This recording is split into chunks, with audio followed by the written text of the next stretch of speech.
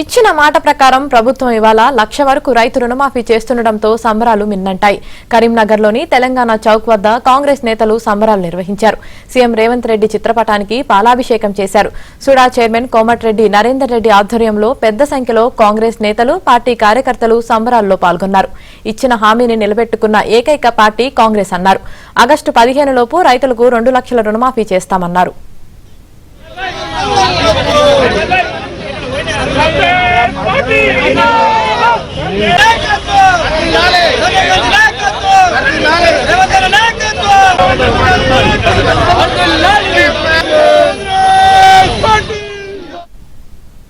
ఎన్నికల్లో ఇచ్చిన హామీ, రాహుల్ గాంధీ గారు ఇచ్చిన హామీతో పాటు ఎన్నికల్లో రైతులకు చెప్పిన విధంగా మరి ప్రియతమ నాయకులు మా ముఖ్యమంత్రి రేవంత్ రెడ్డి గారి నాయకత్వంలో ఆర్థిక మంత్రి ఉప ముఖ్యమంత్రి బట్టి విక్రమార్క గారు, అదేవిధంగా మా ఇన్ఛార్జ్ మంత్రి ఉత్తమ్ కుమార్ రెడ్డి గారు, ఈ జిల్లాకు సంబంధించి శ్రీధర్ బాబు గారు, పొన్నం ప్రభాకర్ గారు నేతృత్వంలో మరి ప్రజలందరూ కూడా ఇక్కడ ఉన్నటువంటి రైతులంతా కూడా లాభపడతా ఉంటే, రుణ విముక్తులైతా ఉంటే సంతోషంతో ఈరోజు మరి వారి చిత్రపటాలకు పాలాభిషేక కార్యక్రమం చేయడం జరిగింది నగర కాంగ్రెస్ ఆధ్వర్యంలో.